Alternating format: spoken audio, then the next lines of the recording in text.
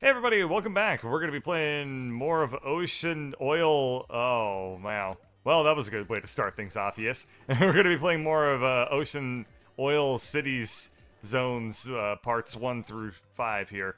And this is going to be an interesting one, I think, because this is very, very different from any sort of Sonic level that I could possibly remember. It looks like I can jump up this waterfall. That seems kind of familiar to me, but also not really that much. And then also every once in a while, I apparently have the ability to pull a lever, which causes a factory in the background to chill out with the whole pollution thing. Don't really understand why they would engineer their factories to allow you to do that, but whatever. I'm not the one who was in charge in that city council meeting or whatever they were using to decide this sort of lore here. One thing, though, that's for certain is I want to hopefully attempt to find some more Chaos Emeralds, because I played through this before I started recording, where I had to do Oil Ocean Act 1 all over again, and I went through that entire level. I took a completely different route, and I still didn't find any bonus stages, which, I mean, I was talking to Keith about this in a podcast, for people who aren't aware of Keith for whatever reason. He's somebody that I collaborate with, probably, he's the second most frequent collaborator of mine I have next to, Wanderbots SB. And he is also a person who plays a lot of Sonic games, and he played this one, and I've never met somebody who plays Sonic as much as he does and doesn't like any of it ever. But that is who he is, and that's like the type of content that he makes whenever he plays Sonic games. Anyway, yeah, so we were just discussing relatively, not too seriously about Sonic Mania, and he was talking about how one thing that he did not like about this series was the fact that kind of no matter what you were doing at any given time, you never knew what was going to happen next. Like, Sonic is kind of this really weird experience where no matter what you do, there's a really limited amount of screen real estate in front of you at any given time, and you just have to learn to live with that. Like, every level is just coming at your face, and you just have to react to it as it happens. And some people can get into that, and I guess Keith is not one of those peoples. But I don't mind it so much, but it is just kind of this experience where you're running through the level, and you've never played the level before, you don't know where anything is, you don't know what's coming up at any given time, and then all of a sudden, like, you get like a speed boost or something. Aw, damn it. And then all of a sudden you just run headfirst into a bunch of spikes, and you're like, damn it, that's really, really uncool. And I can totally see how that's like really off-putting for most people to constantly feel like the game is just shoving you in situations that you have no ability to actually react to. That's just kind of the experience, though, and for better or worse, that's just the way that these 2D Sonic games have always played out. And it permeates every little detail about these games, right? Like, you never know what the map's gonna throw at you. And then you never, on top of that, you fight these bosses, and you never know what the bosses are gonna do until you start fighting them. And then on top of that, you never know where any secrets are, which, like, unlock cool things like Chaos Emeralds and stuff like that. It's I don't know. It's a game that, in some respects, harkens back to an era full of Nintendo power, where everybody gave you shit for using strategy guides, and then everybody turned around and used strategy guides, because otherwise you never found anything. And they have preserved that with Sonic Mania, which Keith was absolutely supremely annoyed by. Whereas I'm just like, ooh, nostalgia. I remember being really frustrated and confused as to why I could never find anything.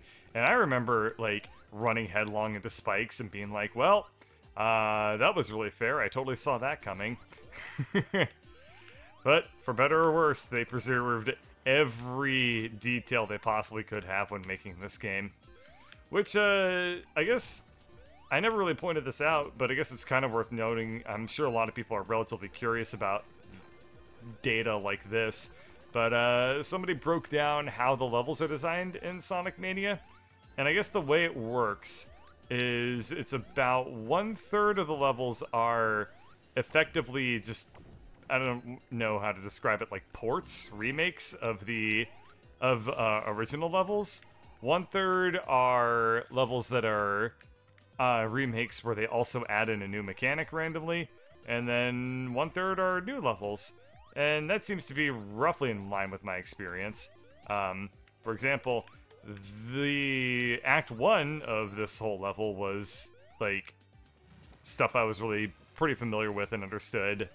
Oh, what the hell? That was really, really weird.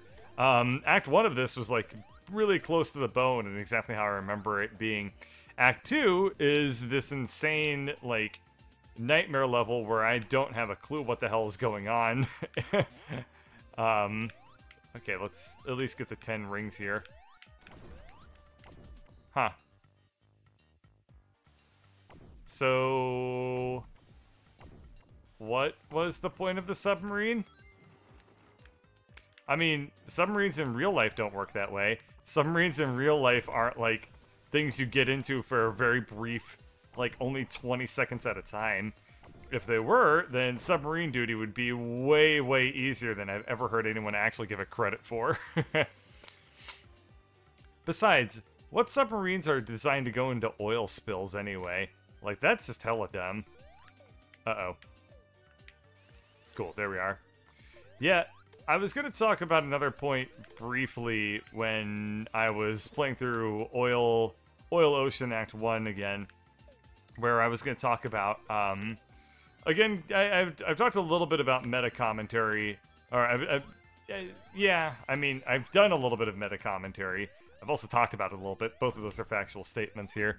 But I was talking briefly about, like, the kind of, you know, video game content that I enjoy watching versus the kind of video game content that I make.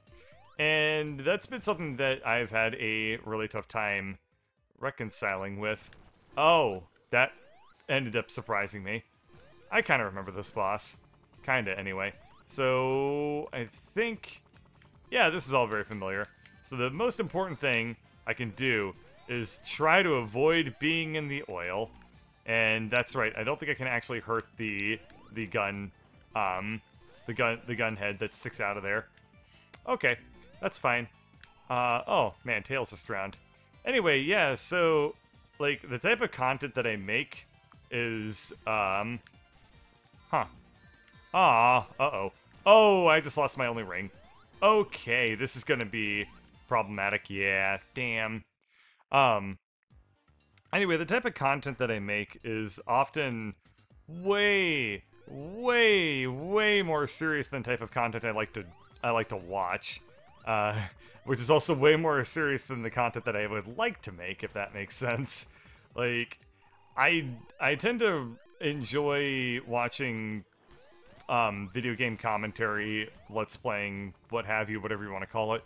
That's like Game Grumps or like Two Best Friends Play, like stuff that's mostly just like, I don't know, a comedy routine that people improvise whilst also playing a video game.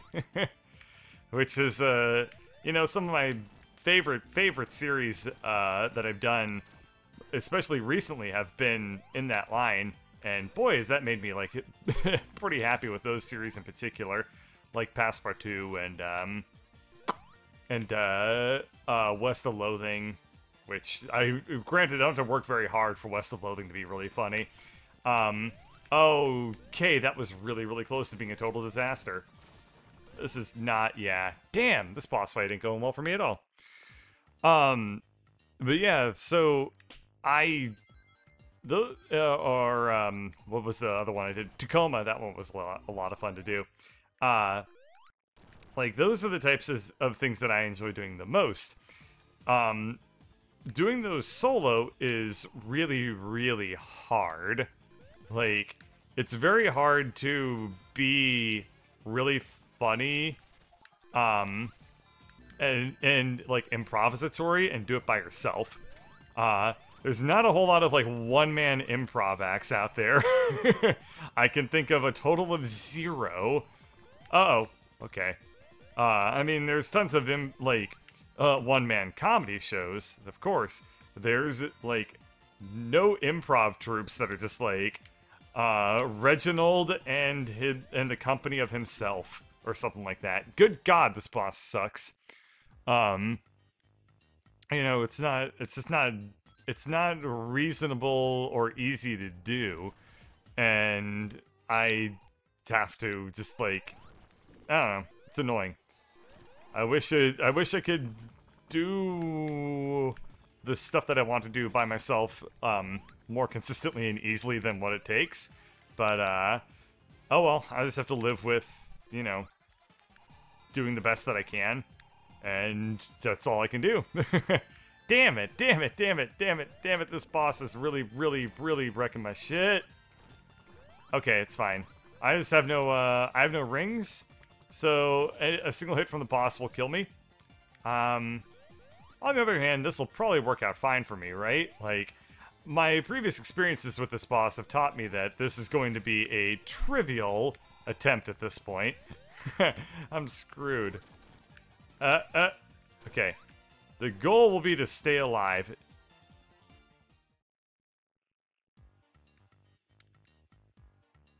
The goal was not achieved.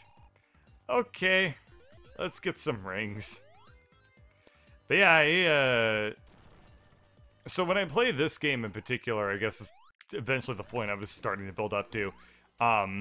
It's very, very odd for me because I really want to play this game, and it's also really hard for me to make exactly like 100% the style that I want it to be. But, you know, I think that people are still enjoying when I rant about the bus and other such points of abject nonsense. Oh, come on, Tails, can you at least grab that ring for me? Oh, you are useless. Oh my god. This is going really badly. This is going really badly. I've burned through like 4 of my lives on a single boss. This is kind of absurd. At least, okay, I'm gonna grab more rings than I've gotten before. So with 14 rings, I should be doing slightly better. Okay, let's kick this guy's ass this time. Okay, good start. I was able to get a lot of hits on him. Okay, and then he's gonna do his gunny guns. So, one thing that I'm going to try and strategize whilst doing this boss is making sure that when I get to this point where he starts tentacooling his way up here, I'm going to try and kill his guns. Okay, and I'm not going to succeed. Wait, yes I am. Thank you, Tails. You accomplished something. Okay, so if I can kill his other gun, then I stand a chance of this working out. The other thing I can do to try and make this fight a little bit easier for myself is to try and make it so that when... Oh. Okay, so the way I could have made it easier for myself was to just do what I just did. I assume I'm going to jump on a... Yep. Let's release all of the penguins. Yes, the Antarctic industrial oil penguins. Their guess is as good as mine. Okay, so that was a disastrous level in terms of getting Chaos Emeralds, but at least we killed the boss, so that's pretty good.